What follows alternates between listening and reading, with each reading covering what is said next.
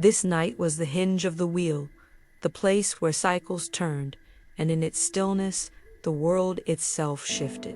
Time did not march forward as usual. It folded in on itself, and the veil between realms became as thin as breath. Imagine the land as it was, the fields cleared of crops, the air heavy with the chill of approaching winter, fires lit high upon the hills, not merely for warmth, but as beacons, guiding both the living and the dead. Families gathered around hearths, not for sweets or games, but to honor their ancestors. Plates were set for those who had passed, food and drink offered as gestures of memory and respect.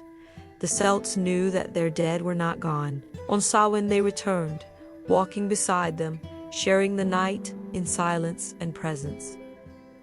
This was not superstition, it was reverence, the recognition that life and death are part of one unbroken circle. The modern world has softened this truth. Halloween gives us playful fear-haunted houses, plastic skeletons, and monsters lurking in shadows. Samhain, however, confronted the mystery of death directly, not to escape it, but to embrace its wisdom. Where Halloween masks are worn to entertain, Samhain disguises were once sacred protections meant to confuse wandering spirits who did not belong at the hearth. Where Halloween offers candy at every door, Samhain left offerings to the unseen, not as transaction, but as remembrance. Where Halloween frightens for thrill, Samhain honored death as teacher, reminding all that darkness is not an end but a passage. Most people see Halloween and think they understand its meaning. But what has been forgotten is that the heart of this night was never about fear of the dead. It was about belonging with them, remembering them, and carrying their stories forward. The fire, the food, the masks, the rituals, every part of Samhain was a thread connecting the living with the unseen.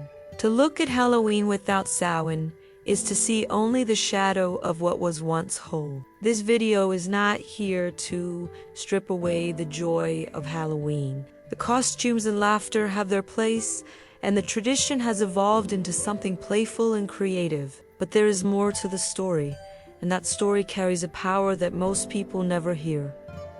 Halloween entertains. Samhain reveals. Halloween hides behind masks of fear. Samhain invites us to face the truth, that death is part of life, that the ancestors walk beside us, and that in the silence of this night, we can hear what is usually forgotten. If you stay with me, we will walk together into the truth of Samhain versus Halloween. We will explore how one of the most sacred nights of the Celtic year became a modern festival of candy and costumes. And more importantly, we will uncover what this ancient wisdom still has to teach us today. For Samhain is not lost. Its fire still burns, its veil still thins, and its memory still calls us to listen. Samhain was the great turning of the Celtic year, the hinge upon which the entire wheel revolved. Unlike modern calendars that begin with the promise of spring or the renewal of January, the Celts placed their new year in the heart of darkness. To them, endings came first, because without endings, there could be no beginnings. Life was not seen as a straight path, but as a cycle, where death and birth were inseparable companions. Samhain, falling between the harvest and the cold of winter, was the threshold where one cycle closed and another quietly opened. This was not just a seasonal observation, it was a spiritual truth. The Celts recognized that as the natural world died back into the earth, so too did the human spirit require a season of stillness and reflection.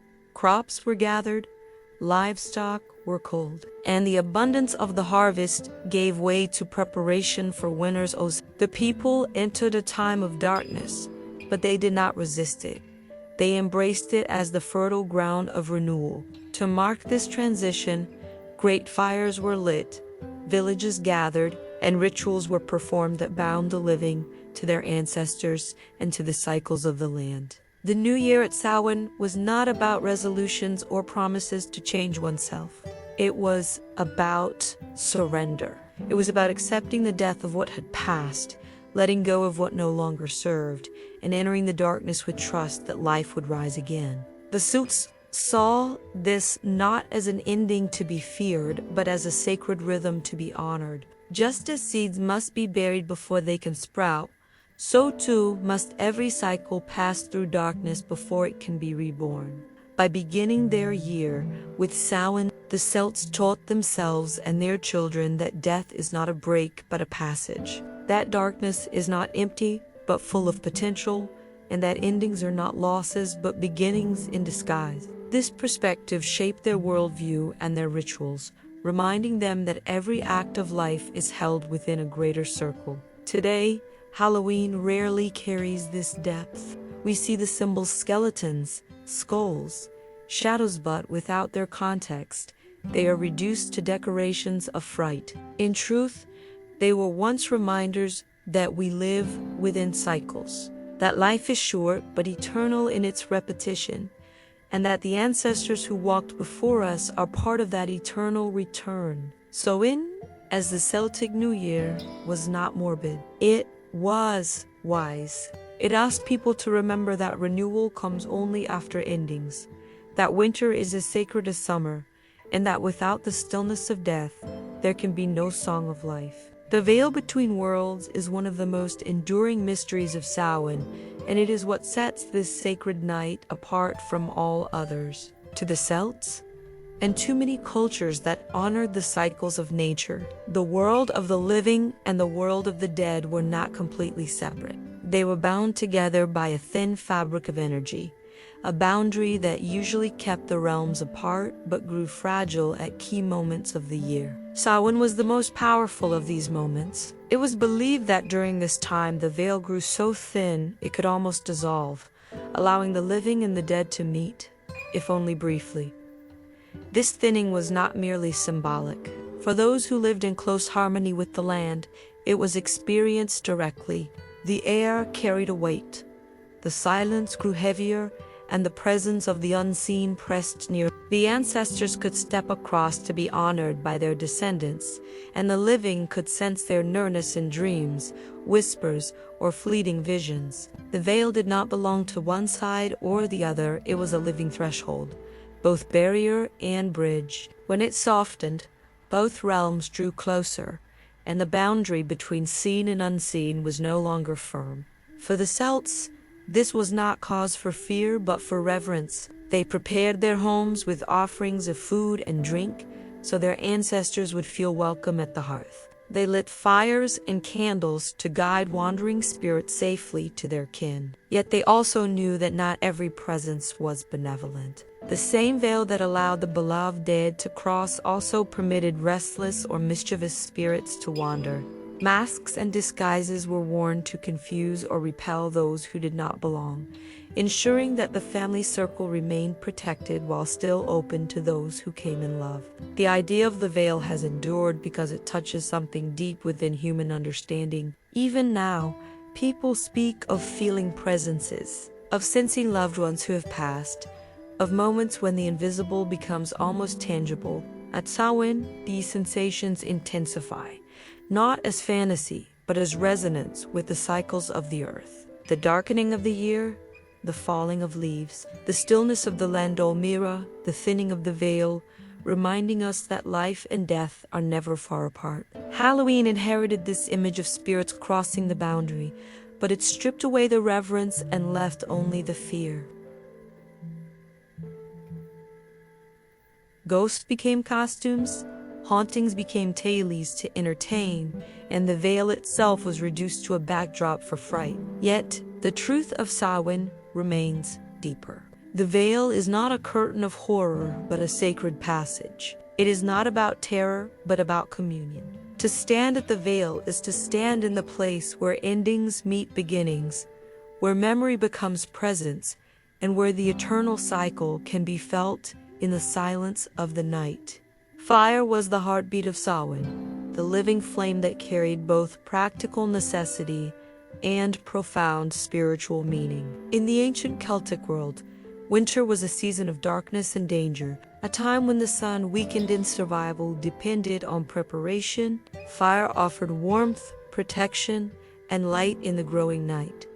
But during Samhain, it became something more. It was the sacred element that stood as guardian, purifier, and guide between worlds.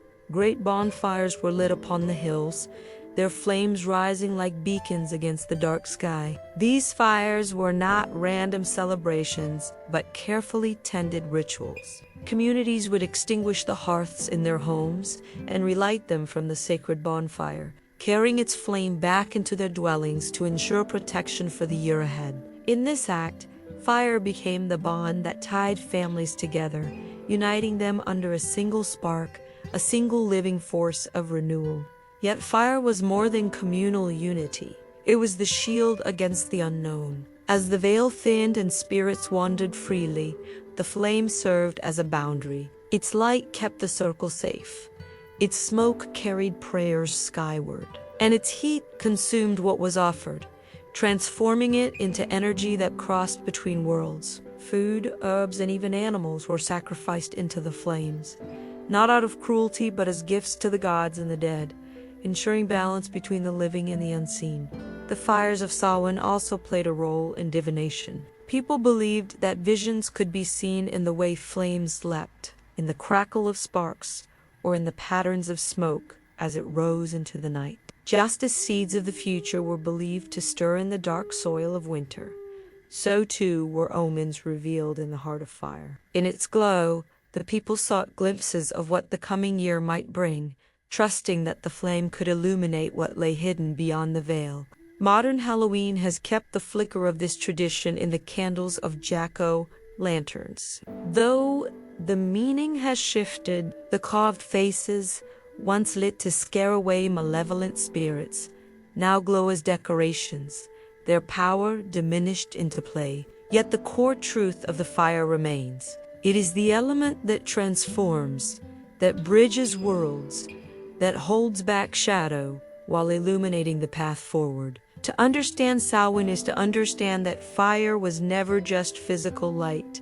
It was the living soul of the community, the voice of protection, the messenger between realms. The fires of transition marked not only the turning of the year, but the eternal cycle of death and renewal. In their glow, the people were reminded that endings burn into beginnings, and that even in the darkest night, flame can rise and hold back the void. Masks and disguises are among the most visible bridges between ancient Samhain and modern Halloween. But their meaning has shifted dramatically over time. Today, costumes are playful, creative, and often humorous, a chance to pretend for a night and embody something outside of oneself in their original form. However, masks and disguises were sacred protections, worn not for entertainment, but for survival when the veil grew thin. On Samhain night, the suits believed that not only benevolent ancestors walked across the threshold, but also wandering souls, restless spirits, and beings that carried mischief or malice. These presences could slip into homes, attach themselves to the living, or cause disruption if they were not carefully diverted. The answer was to confuse them, to hide from them, to make oneself unrecognizable. By donning masks of animal faces, cloaks of shadow, or disguises fashioned from whatever was at hand, people blurred their identity to the wandering spirits. They were no longer human prey, but something other, something to be left alone. This act was not rooted in fear alone, but in a deeper recognition of the liminal nature of Samhain. The night itself was a threshold, and masks symbolized that transformation. To wear a disguise was to acknowledge that one was stepping between identities, between life and death, between ordinary time and sacred time. For a few hours, the living mirrored the uncertainty of the spirits, becoming shape-shifters, blending the human with the otherworldly. It was an embodied reminder that all forms are temporary, all identities shifting, all masks destined to fall away. Over centuries, this practice of disguise evolved. As Christianity spread and sought to overlay its holy days upon pagan traditions, Samhain blended with All Saints and All Souls observances. The disguises remained, but their meaning shifted towards symbolic representations of devils, demons, and saints. Later, when Irish and Scottish immigrants carried these customs to America, the disguises became costumes, eventually shedding their protective function to become tools of mischief, play, and imagination. Modern Halloween costumes echo the ancient practice but have forgotten their origin. What was once a way to repel spirits has become a way to celebrate them. What once hid the self now expresses it. Yet beneath the play, the old wisdom still whispers. Masks are not only fabric and paint, they are symbols of transformation. They remind us that identity is fluid, that appearances deceive, and that even we, in our daily lives, were masks of another kind. In honoring Samhain, to wear a mask was to protect, to confuse, and to survive the night when boundaries dissolved. In celebrating Halloween, the mask is entertainment. Yet, in both, the underlying truth persists that there is power in transformation, in stepping into another form, in remembering that who we are is never fixed, but always shifting, always capable of change. Offerings were at the heart of Samhain, woven into every home, every hearth, every gathering. Long before candy was handed out at Halloween, food and drink were given to the unseen as acts of reverence. These offerings were not bribes, not bargains, but gestures of memory and hospitality. They were the bridge between the living and the dead, acknowledgments that the ancestors still belonged at the table, that their presence was welcome, and that their place in the family had not been forgotten. Imagine the scene.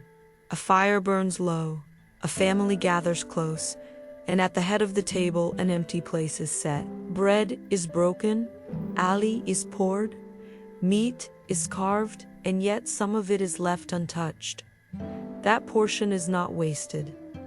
It is for the ancestors. It is for the spirits who walk close on this night of the thinning veil. Outside, at crossroads and on doorsteps, plates of food are left, small tokens that say to the wandering dead, you are seen, you are remembered, you are honored. This practice carried layers of meaning. On the surface, it was hospitality extended to the unseen, a way of ensuring that spirits were appeased and would not cause harm. But deeper still, it was about belonging. To leave an offering was to affirm that death does not sever ties. The family is not only those who breathe, but also those who have breathed. The meal, the fire, the circle nun were complete without the dead. In the act of offering, the Celts declared that the living and the ancestors are bound in one unbroken chain. Over time, this sacred practice transformed. With the spread of Christianity, offerings to the dead were food given to the poor in exchange for prayers for the souls of the departed. Later still, in folk traditions, children began going door to door in disguise, receiving food or coins as a continuation of this practice. By the time the custom crossed into America, offerings had shifted entirely.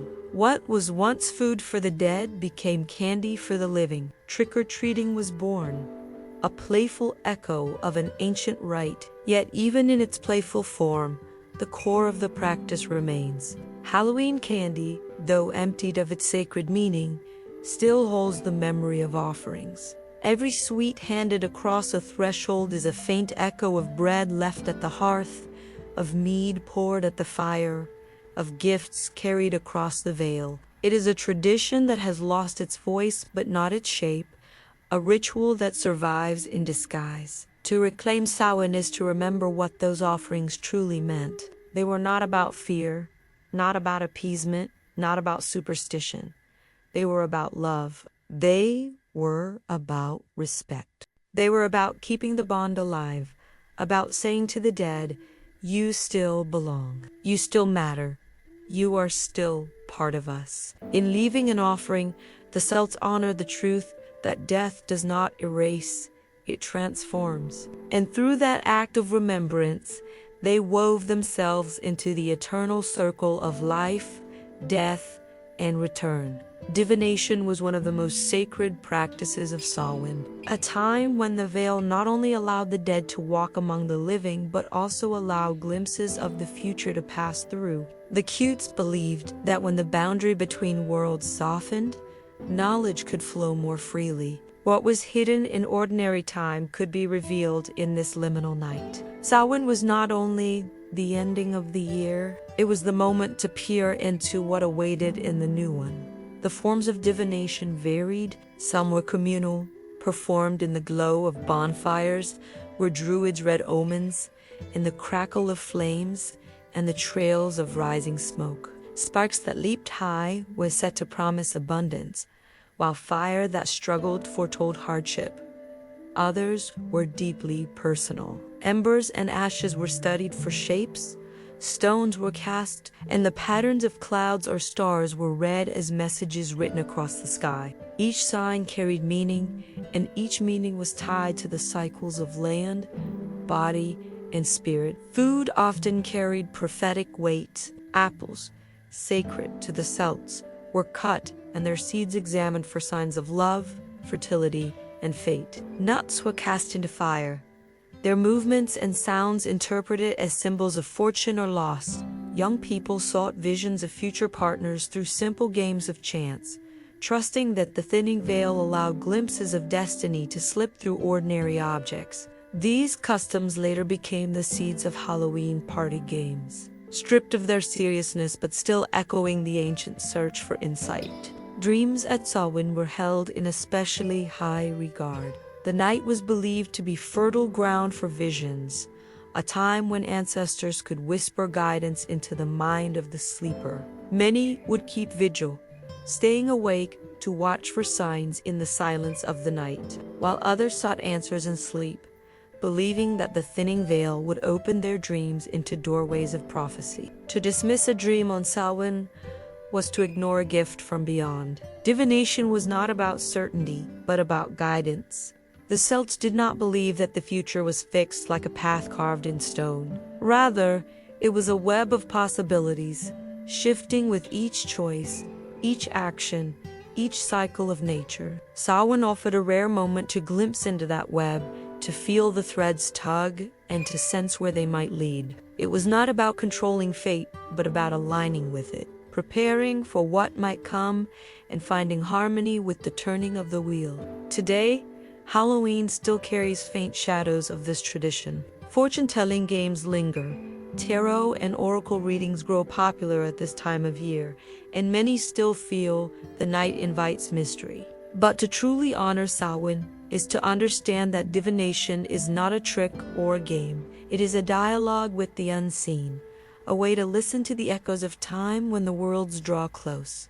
At Samhain, the future leans toward the present, not to frighten, but to guide, to remind us that we are part of a cycle greater than ourselves, and that in listening, we find our place within it. The story of Samhain cannot be told without tracing how it was rebranded and eventually disguised beneath the mask of Halloween. This transformation from sacred to secular is a journey through time, religion, and culture, one that reveals how ancient wisdom was never destroyed but woven into new forms, often hidden beneath layers of change. When Christianity spread through Celtic lands, the church faced a challenge. Samhain was deeply rooted, too powerful, and too sacred to erase outright. Instead, it was overlaid with new observances. All Saints' Day on November 1st and All Souls' Day on November 2nd. The intent was clear: to redirect devotion from ancestral spirits to Christian saints, and to reshape the practices of remembrance into prayers for souls in purgatory. The sacred fire became a church candle. The offerings to the dead became arms, and the disguises worn to repel wandering spirits were reframed through Christian imagery of devils and demons. Yet, the essence of Samhain refused to vanish. The people continued to light fires, to tell stories of the dead, to wear disguises, and to seek glimpses of the future. Over centuries, these practices blurred into a blend of pagan roots and Christian adaptation. The sacred night was never erased, only transformed.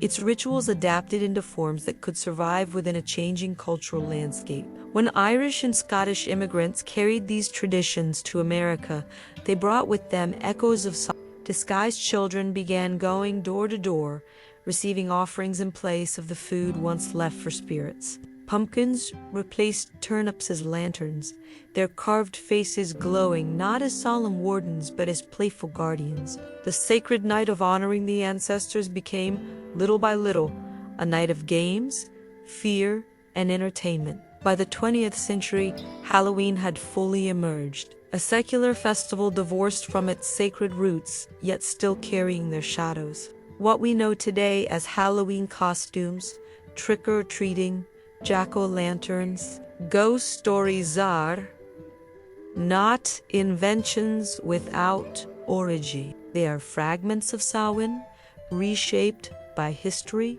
commerce, and culture. Stripped of their reverence, they became spectacle.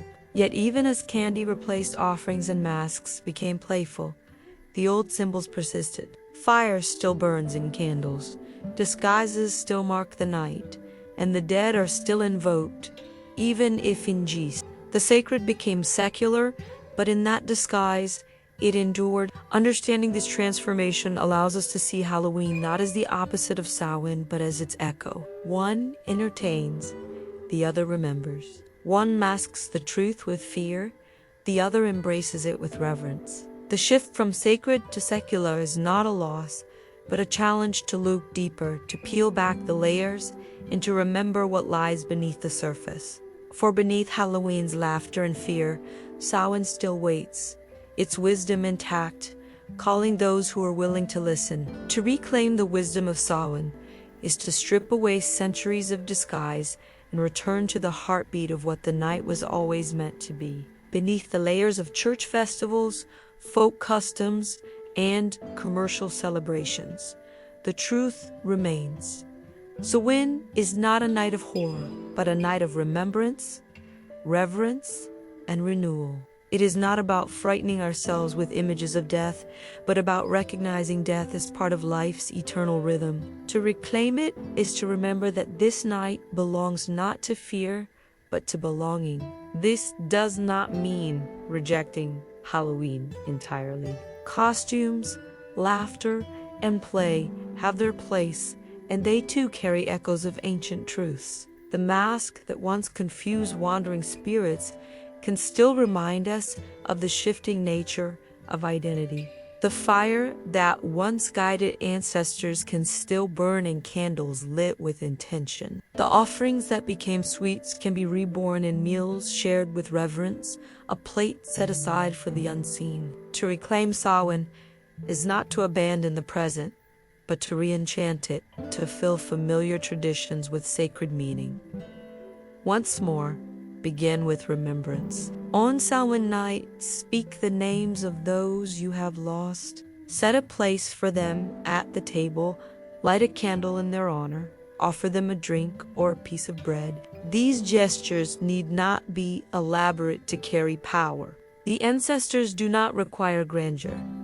They require recognition. In memory, they live, and in honor, they walk with us. Reclaiming Samhain also means embracing the cycles of the self. Just as the year turns, so too must we allow parts of our lives to fall away.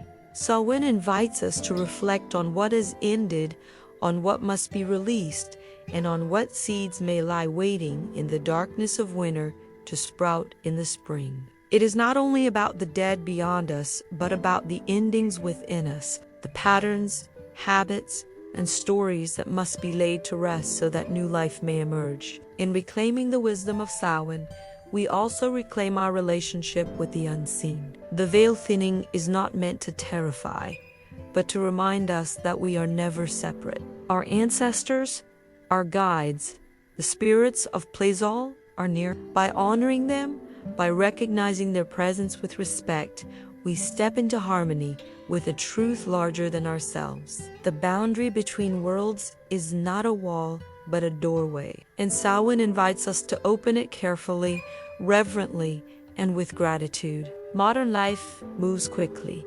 often leaving little space for stillness, for remembrance, for ritual.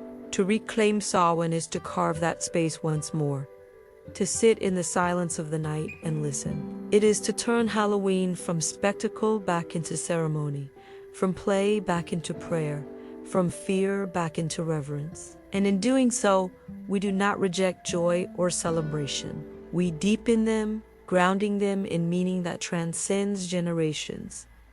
Samhain was never lost. It has only been waiting. The wisdom is still here, carried in the fire, in the food, in the mask, in the memory. To reclaim it is to awaken what has always been within us. The knowledge that life and death are not enemies, but companions, and that in honoring both, we honor the eternal cycle of all things. Samhain and Halloween are bound together by history, yet they stand apart in meaning. One is a sacred threshold, the other a night of play. One calls us to remember, the other invites us to pretend.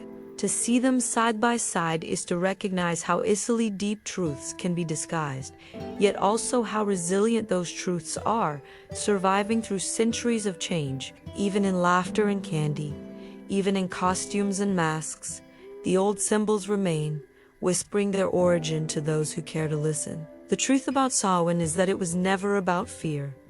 It was about courage. It was about standing in the presence of death and not running from it, but welcoming it as part of life's eternal dance. It was about lighting fires not only to see through the darkness, but to guide the dead, to keep the bond alive, to remind ourselves that we walk in the footsteps of all who came before. It was about honoring cycles, embracing endings, and trusting that renewal comes through release. Halloween, in its modern form, has turned these truths into shadows of themselves. The offerings became candy, the masks became costumes, the sacred fires became decorations, yet in that transformation, the roots were never erased. Every jack-o'-lantern is a faint memory of the fire that once guarded the threshold. Every mask is a ghost of the disguises worn to confuse wandering spirits. Every offering of sweets is an echo of the bread and drink once given to the ancestors. The truth is still there. It has only been hidden, waiting for those who wish to remember. To know the difference between Samhain and Halloween is not to reject one for the other. It is to see Halloween as the echo and Samhain as the source. It is to enjoy the costumes and laughter while also honoring the silence and fire. It is to play with the shadows while also remembering the ancestors who walk with us. Both can exist, but only when we recognize their difference does the night regain its fullness. And so, the truth is this: Halloween entertains, but Samhain transforms. Halloween gives us masks to wear for a night, but Samhain asks us to remove our masks and face the eternal. Halloween creates fear to laugh at it, but Samhain teaches that there is nothing to fear in death, only the continuation of the cycle. When we reclaim Samhain, we reclaim not only a festival, but a way of seeing the world where endings are beginnings, where the dead are not lost, and where the veil reminds us that life is far deeper than it appears. To walk into Halloween with the wisdom of Samhain is to walk into the night not as a seeker of thrills, but as a keeper of memory. It is to laugh with children, to carve pumpkins, to share sweets, and also to light a candle for those who walked before. It is to enjoy the play without forgetting the prayer. For the greatest truth of all is that beneath every mask of Halloween, Samhain still waits, reminding us that we are not alone, that we are part of the eternal cycle, and that every ending is only the beginning of another story. Blessed be